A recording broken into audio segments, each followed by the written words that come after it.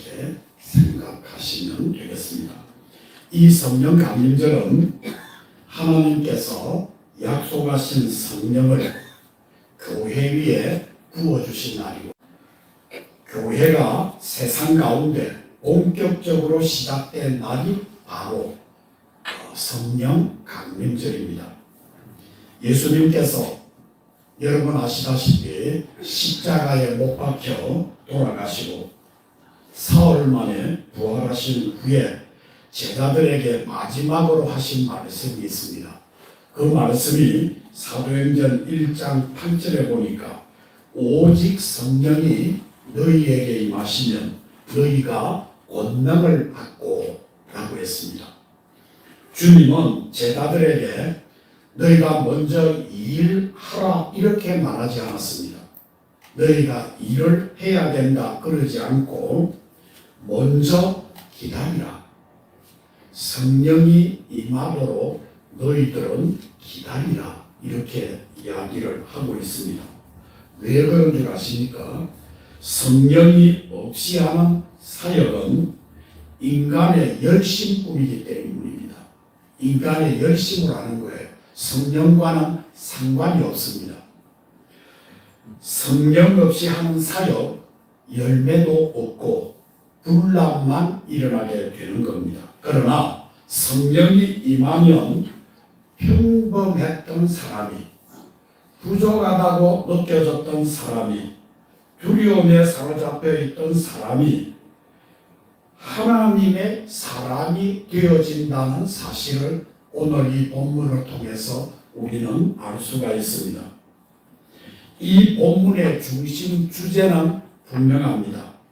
성령이 임하시면 사람이 변하고 교회가 살아나고 세상이 복음을 듣게 되어진다. 이것이 오늘 이 본문의 핵심 내용입니다. 제자들은 이미 예수님을 만난 사람들이었습니다. 예수님을 만났다고 하는 이 말의 의미는 부활하신 주님을 만난 사람들입니다. 두려울 것이 없는 사람입니다. 그런데도 오늘 이 본문에 보니까 그들은 세상에 나가서 예수님 살아계십니다 증거하지를 못했습니다. 예수님의 부활을 보았고 예수님의 그 말씀을 들었습니다. 그런데 세상을 변화시킬 능력은 없었습니다. 예루살렘 다락방에 모인 사람들은 오늘 대단한 사람들은 아니었습니다. 두려움에 떨었던 사람이었습니다. 실패를 경험했던 사람들이었습니다. 십자가 앞에서 살기 위해서 도망을 쳤던 사람들이었습니다. 그런데 그들은 예수님의 말씀을 들었습니다. 이 예루살렘을 떠나지 말고 성령이 너희에게 임할 때까지 너희들은 이 한 곳에서 기도하라. 이 말씀을 듣고 순종했던 사람들이었습니다. 순종했던 사람들에게 성령이 그들에게 임했다는 사실을 오늘 이 본문을 통해서 여러분이 깨달을 수 있기를 바랍니다. 저는 오늘 주어진 본문을 가지고 몇 가지를 나누고 그리고 우리들은 그러면 어떻게 해야 될 것인가에 대한 방안을 제시하고자 합니다. 첫 번째로는 성령 강림 당시의 상황은 두려움과 기다림의 상황이었습니다. 예수님께서 500여 명이 보는 가운데서 하늘로 승천하셨습니다. 제자들의 상황은 절대로 안정적이지 않았습니다. 끝으로 보면 부활의 기쁨이 있었지만은 현실은 여전히 두려움이었습니다. 예수님을 죽인 세력들은 그대로 있었고 제자들 역시 언제 잡혀갈지 모르는 상황이었습니다.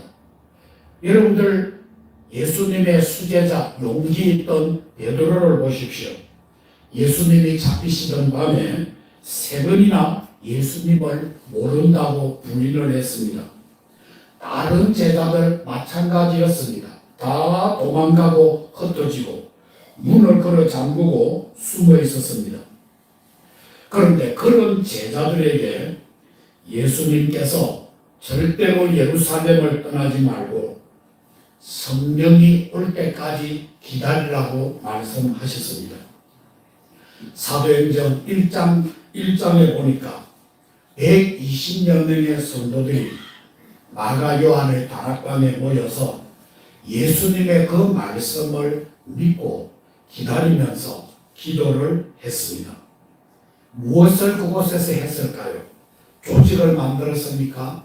앞으로 우리가 예수님이 성천하셨으니까 우리가 어떤 조직을 만들어서 회장을 누구를 할 것이며 아니었습니다. 전략 회의를 한 곳이니까 아니었습니다. 어떻게 하면 이 세력을 확장시킬 것인가, 하나로 묶을 것인가 아니었습니다. 그들은 오직 기도하는 데만 전념하셨습니다. 그리고 오순절 날이 이르렀을 때 놀라운 일이 일어나지 않았습니까? 예수님이 성천하시고 난 뒤에 10여일 동안 그들은 조직을 위해서 회의도 하지 않았습니다. 누가 회장을 예수님 길을 이을 것인가 염려도 하지 않았습니다. 오직 기도하다가 10일이 되던 때 놀라운 일이 일어났습니다. 홀연히 하늘로부터 급하고 강한 바람 같은 소리가 있었다고 했습니다. 그 형상을 보니까 불의 혀처럼 갈라지는 것들이 각 사람 위에 임하여 있더니라고 했습니다. 이것은 뭘 말하느냐? 성령이 임했다는 말입니다. 성령이 그들에게 임하자 두려움 속에 숨어 있었던 사람들이 담대한 증인이 되어졌습니다. 문을 끌어 잠그고 자기의 삶과 미래를 걱정하던 그들이었는데 성령이 그들에게 딱 임하고 나니까 그 걸어두었던 문을 걷어차고 예수님 살아나셨습니다. 증거하기 시작했다는 사실입니다. 담대한 증인들이 되어졌다는 사실입니다. 사랑하는 성도 여러분, 성령은 강한 사람에게, 똑똑한 사람에게 임하는 것은 아닙니다. 자신의 연약함을 아는 사람에게 임한다는 사실을 믿으시기를 바랍니다. 오늘도 하나님은 자기 힘을, 자기 지식을, 자기의 경험을 의지하는 사람이 아니라 하나님을 기다리는 사람에게 성령의 은혜를 부어 주십니다.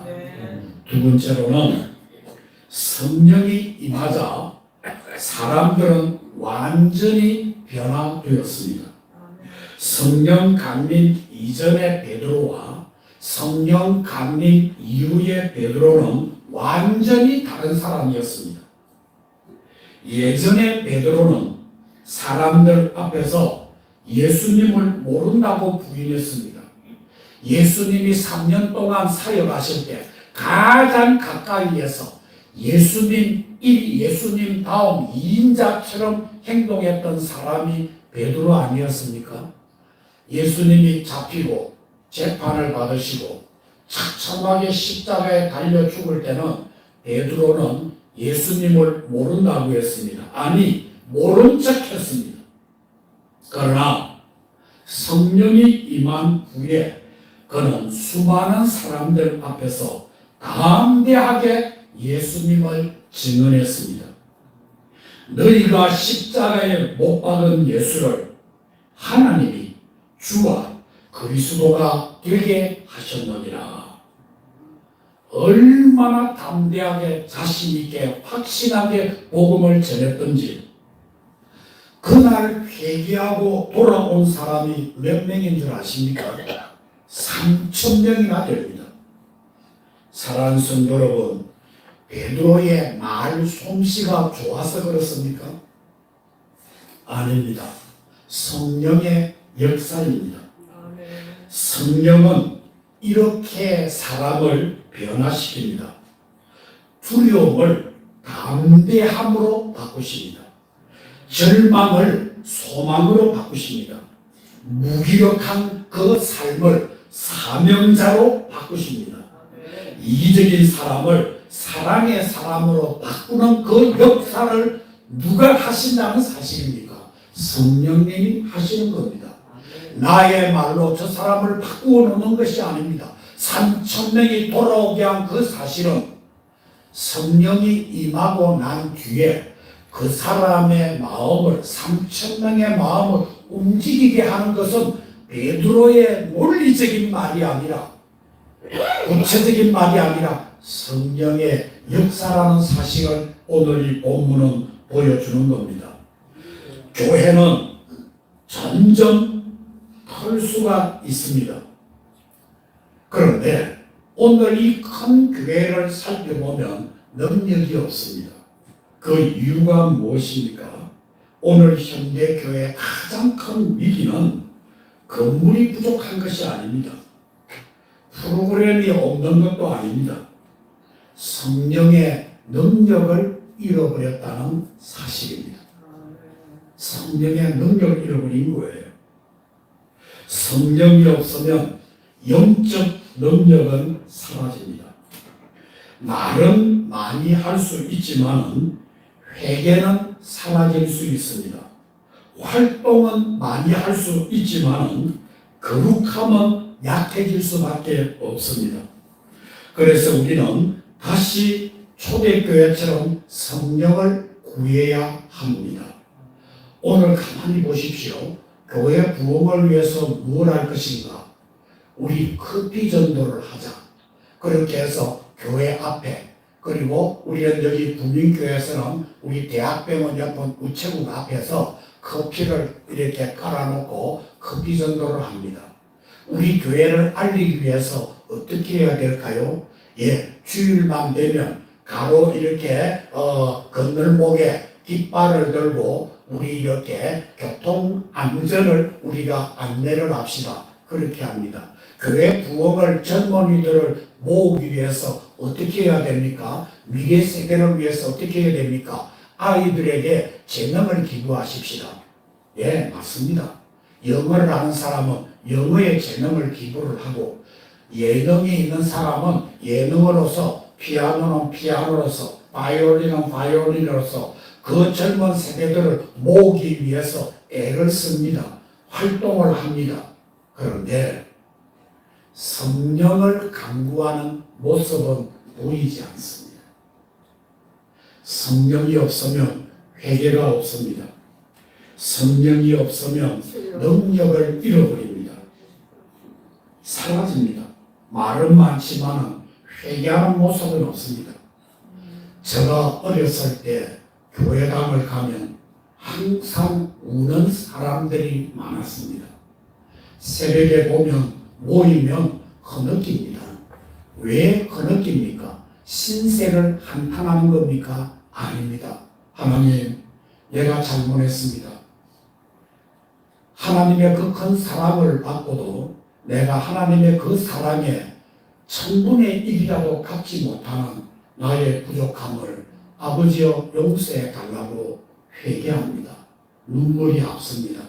큰 사랑 받으면서도 내가 하나님 앞에 그 사랑을 갚지 못하는 안타까움 때문에 하나님 앞에 회개하면서 눈물을 흘립니다. 내 가족의 구원을 위해서 눈물 흘립니다. 내 민족의 구원을 위해서 눈물을 흘립니다. 세계 선교를 위해서 가족을 버려두고 어느가 다른 그곳에 가서 그 알지도 못하는 사람, 생명의 위협을 받으면서 복음 전하는 그 선교사를 생각할 때 너무나 안타깝기 때문에 눈물을 흘리며 기도합니다. 눈물 흘리는 사람이 많았습니다. 그런데 지금은 너무나 좋은 환경 속에서, 최고의 환경 속에서 눈물 흘리는 사람은 없습니다. 왜 눈물이 납니까? 성령님의 강권하심이 있기 때문에 눈물이 나는 겁니다. 그런데 이런 좋은 환경은 성령의 역사가 없습니다. 성령의 은혜를 잃어버렸습니다. 회개가 없습니다. 눈물이 사라졌습니다. 진정된 사랑이 사라졌습니다. 왜 그렇습니까? 초대교회처럼 성령을 잃어버려서 이런 현상이 있기 때문에 초대교회로 돌아가십시다. 초대교회가 성령의 능력을 받으니까 두려움이 바뀌어서 예수님을 증거하는 담대한 그런 모습을 보지 않았습니까? 성령에 뒤집어서 복음을 전하니 수많은 사람이 주님 앞으로 돌아오는 그 기적의 체험은 성령이 임해야 된다는 거예요. 교회에 성령이 임해야 되고 나에게 성령이 임해야 이런 초대교회와 같은 축복된 역사가 일어난다는 거예요. 자, 오늘 우리 성도들은 어떤 자세로 성령 강림을 이렇게 맞아야 될 것인가? 그에 대해서 몇 가지로 말씀을 드리면서 오늘 우리 교회도 초대교회로 돌아가는 뜨거운 마음으로서 신앙생활을 해야 될 줄 믿습니다. 첫 번째로는 사모하는 자세로 살아야 합니다. 성령은 사모하는 사람에게 임합니다.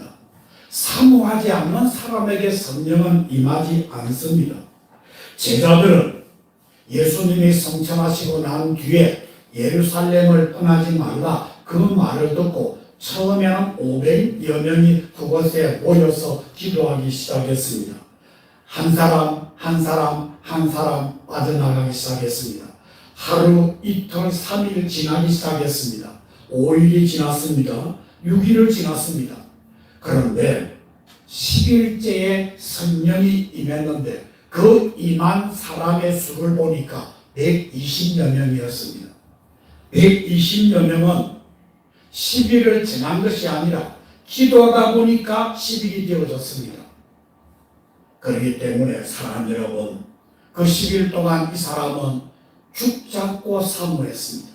죽기까지 사모했습니다. 그냥 하루 보낸 것이 아닙니다. 간절히 기도하면서 보내었습니다. 오늘 우리에게 부족한 것이 무엇입니까? 많은 경우 성령에 대한 갈망이 사라졌습니다. 예배는 드리지만 진정한 사모함은 없습니다. 기도는 하지만 형식적입니다. 말씀은 듣지만 기대함은 사라졌습니다. 사랑하는 성도 여러분, 메마른 땅이 비를 기다리듯 성령을 사모하는 우리 소리의 성도 교인이 되시기를 주의 이름으로 축원합니다. 하나님, 내 심령을 새롭게 하여 주옵소서. 내 가정 가운데 성령의 바람이 불게 하여 주옵소서. 우리 교회가 성령으로 충만하게 하여 주시옵소서. 이 갈망이 우리에게 있어야 하는 겁니다. 올 때마다 성령님 나를 지배하여 주옵소서. 성령님 나를 가르쳐 주옵소서. 성령님 나에게 깨달음이 있게 하여 주옵소서. 성령님 이 예배가 살아 움직이고 하나님이 계신 것을 체험할 뿐만 아니라 내 영혼을 통해서 주님을 바라보게 하시고 아니 보여지게 하시고 말씀을 들을 때 내 마음이 뜨거움이 넘치게 하여 주시옵소서. 소망이 없는 우리에게 소망을 주시옵소서. 오늘 말씀을 전하는 목사님에게 성령의 능력의 두루마기를 입혀주시고 말씀마다 우리의 심령의 골수를 쪼갤 수 있는 능력을 허락하여 주옵소서. 올 때마다 여러분들 이런 간구함과 이런 간절함이 여러분 마음속에 있어야 된다는 거예요. 여러분들 매주일마다 오면서 어떤 마음으로 이 자리에 앉아 있으십니까?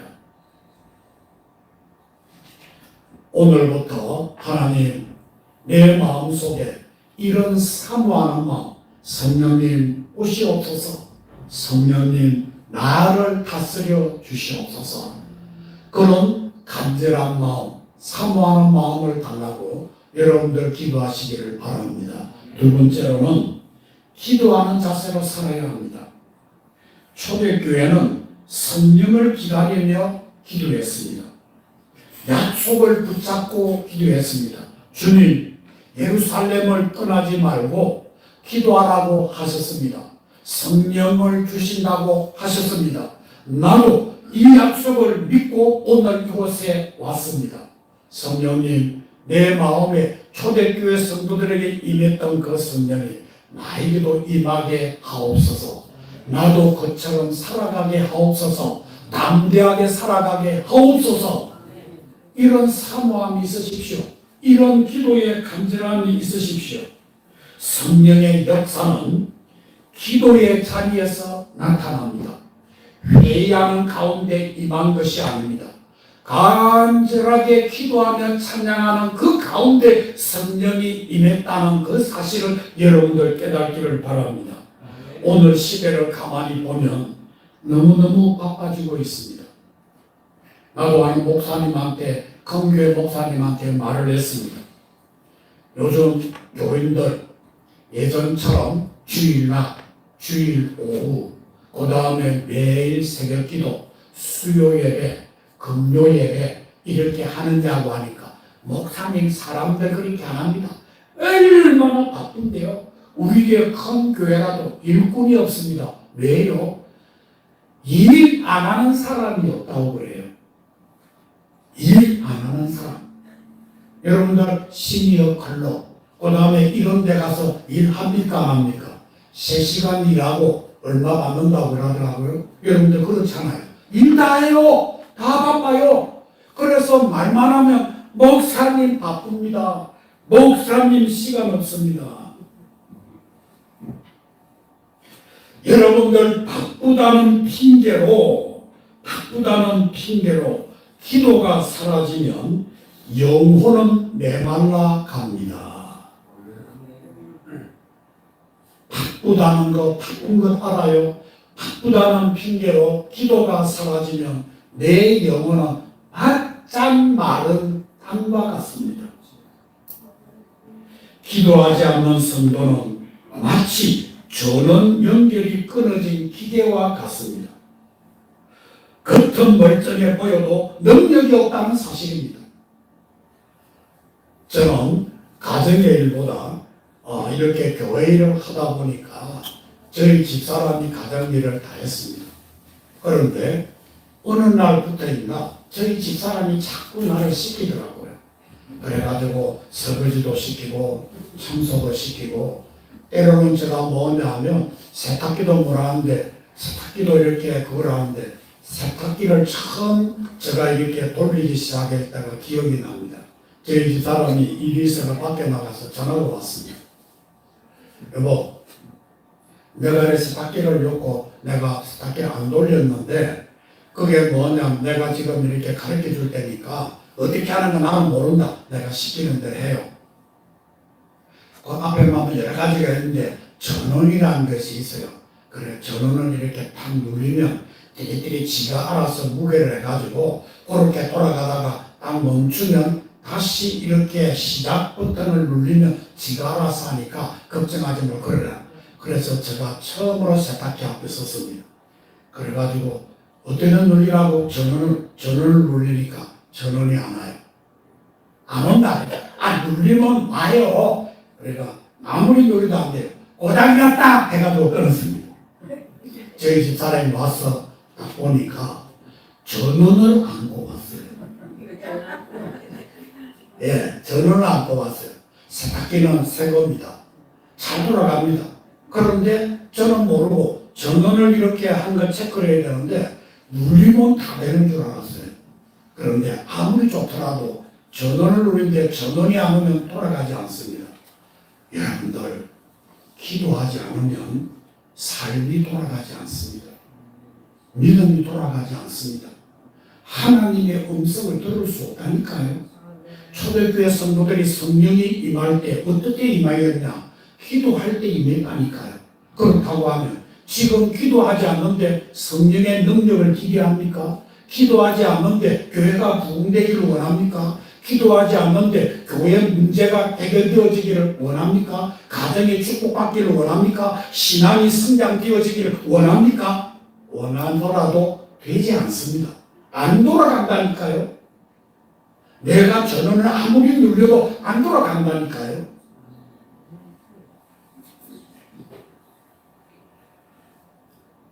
멀쩡해도 기도하지 않으면 소용이 없습니다. 아무리 목사가 많이 배워도 기도하지 않는 목사는 소용이 없습니다. 어떤 성도는 이렇게 말합니다. 목사님, 믿음 생활이 너무 힘들어요. 마음에 기쁨이 없어요. 자꾸 낙심이 돼요. 그런데 자세히 보면 기도의 자리가 무너져 있는 경우가 많습니다.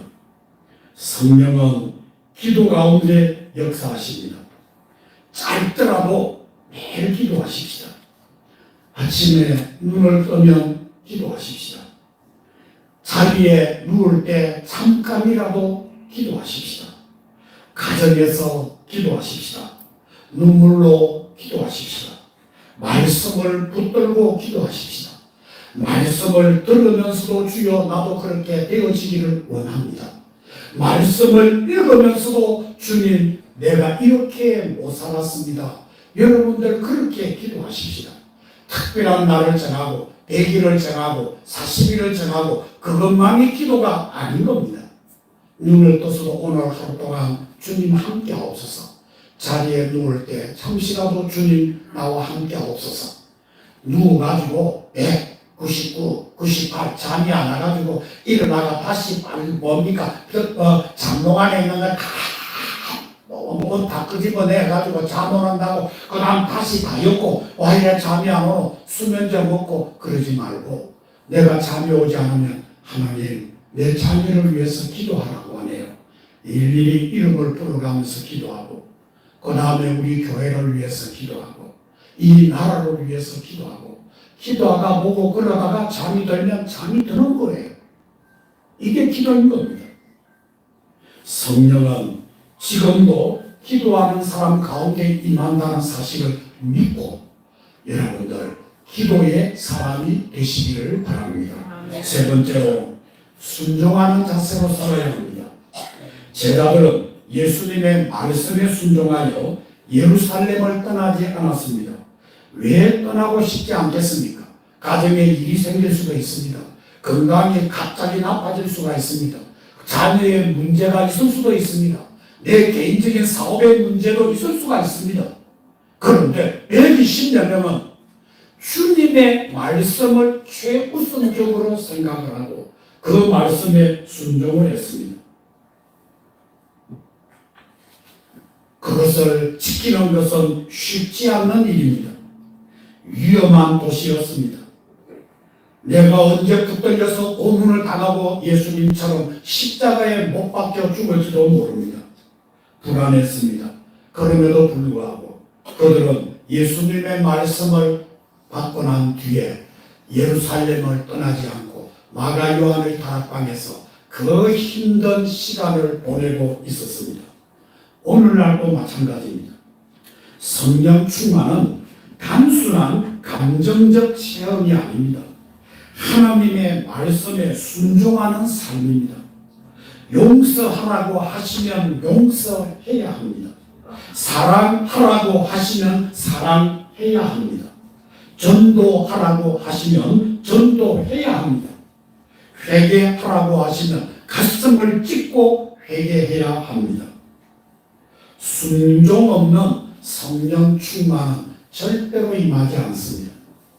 아무리 똑똑하고 아무리 교회에서 직분이 있다 할지라도 순종하지 않는 사람은 그곳에 성령이 임하지 않는다는 사실입니다. 그리고 네 번째로는 세상 속에서 증인으로 살아야 합니다. 성령 강림의 주 목적이 뭡니까? 내가 방언을 하고 나에게 남이 갖지 못한 어떤 특별한 은사를 자랑하기 위해서 하는 겁니까? 아닙니다.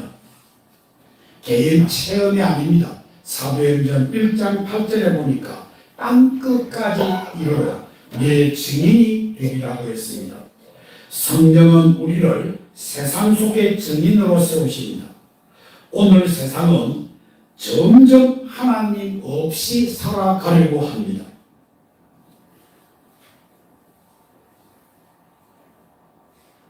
우리는 이 진리가 흔들리고 사랑이 식어지고 죄가 죄가 아닌 시대가 되어져 가고 있습니다. 저는 요즘 우리 한국을 보면 그런 것 같아요. 자기가 서울시장이 될 줄 전혀 모르고 젊을 때 그야말로 성매매를 하려고 하고, 이런 사람들이 어느 순간인가 정치가 바뀌어서 자기가 서울시장 후보가 된 거예요. 그러니까 옛날의 것을 끄집어내니까 자기가 어떻게 해요? 거짓말할 수밖에 없습니다. 거짓말밖에 할 수 없어요. 대통령의 모습도 그렇고, 지금 있는 그 사람들의 주어진 과거의 삶이 하나님을 의식하면서 산 사람들이 아닙니다. 자기가 대통령 될 줄도 몰랐습니다. 서울시장 후보가 될 줄도 몰랐습니다. 그러니까 멋대로 살다가 죄를 자랑하고 죄가 죄인 줄도 모르고 살아가다가 이제는 사회적인 청렴의 잣대를 맞대니 그 사람들의 과거가 드러나는 겁니다. 지금도 죄를 죄로 여기지 않고 살아가는 사람 너무나 많습니다. 진리가 흔들리는 거예요. 사랑이 식어지는 거예요. 이런 가운데서 우리는 하나님을 의식하면서 빛으로 살아야 될 줄 믿습니다. 직장에서, 학교에서, 가정에서 예수의 사람으로 살아야 합니다. 말로만 예수 믿는 것이 아니라 삶으로 복음을 보여주어야 합니다. 어떤 사람은 여러분의 말보다 삶을 통해 먼저 예수님을 보게 될 것입니다. 바로 여러분도 혹시나 사람들이 처음 만난 사람이 예수 믿으십니까? 이렇게 말하면 얼마나 여러분들 기쁘시겠습니까? 저는 며칠 전에 어떤 나이 든 사람이 나를 처음 만난 사람입니다. 나를 딱 보더만은 어디에 계십니까? 그 할머니입니다. 할머니. 예. 어디에 계십니까? 아, 네, 여기 동아리에 분민 캠퍼스 앞에 살고 있습니다. 그러니까 분민교회 나가십니까? 교인이시죠? 이러더라고요. 내 마음이 얼마나 기쁜지, 내가 말 안 하더라도 내 이 어떤 태도 속에서, 내 행동 속에서 그야말로 예수 믿는 냄새가 뿜뿜뿜뿜 나는 것 같다. 이거 아니에요? 여러분들 그렇게 말 들어보셨습니까? 내보고 하는 말이 제비십니까? 어느 지역의 제비입니까? 여러분들 그렇게 하면 내가 좋겠어요? 안 좋은 거잖아요. 어디 지역에 뭐냐면 족복입니까? 여러분들 이렇게 하는가? 안 좋잖아요. 어느 교회 나가십니까? 처음 보는 사람이. 내가 한 번은 택시를 탔는데 목사님이십니까? 그 기사가 그 말이에요. 제가 그 말 듣고 거스름돈을 받아야 되는데 거스름돈을 안 받았습니다. 기분이 얼마나 나있는지. 하자마자 그렇게 해가지고 처음부터 끝까지 내가 뭐냐면 그 목사인 척 해야 되니까 아버지 이러다가 내가 거스름돈 안 받고 내렸다니까. 여러분들, 내가 꼭 말을 하지 않더라도 내 삶 속에서 그리스도를 증거하는 것은 성령님이 나와 함께 하기 때문에 그런 것입니다. 말로만 예수 믿지 마십시다. 삶으로 복음을 보여주십시다. 사랑하는 성도 여러분, 오순절 다락방에 임했던 그 성령은 오늘도 살아 역사하십니다. 문제는 성령이 사라진 것이 아닙니다. 우리가 성령을 사모하지 않는다는 것입니다. 초대교회는 성령으로 시작했습니다. 오늘 교회도 성령으로 회복되어져야 될 줄 믿습니다. 우리의 가정도, 우리의 교회도, 삶도 성령의 바람이 다시 불어야 합니다. 혹시 여러분들 지금 두려움 속에 있습니까? 여러분들 지쳐 있습니까? 낙심 가운데 있습니까? 성령님께서 여러분을 새롭게 해 주실 줄 믿습니다. 오늘 이 성령 강림절에 다시 한번 저와 여러분들 기도하십시다. 성령님, 내 안에 임하여 주옵소서. 내 말은 내 심령을 새롭게 하여 주시옵소서. 나를 주님의 증인으로 사용하여 주옵소서. 그때 하나님께서 우리의 삶 가운데로 놀라운 성령의 역사를 이루실 줄 믿습니다. 오늘 성령 충만한 가운데서 여러분들 믿음 생활하시기를 주의 이름으로 축원합니다. 우리 다 같이 기도하시겠습니다. 사랑하는 주님 감사합니다. 오늘 이 성령 강림절을 맞이하여 성령님 우리 가운데 임하여 주셔서 내가 내 삶을 지당하고 그 결과로 지치고 두렵고 힘들었지만 오늘 이 성령 강림절을 통하여 이제는 성령님이 나를 주장하시고 나를 치유하시고 나로 말미암아 예수님을 증거하는 일에 부족함이 없게 하여 주시옵소서. 예수님 이름으로 기도드립니다. 아멘. 우리 찬송가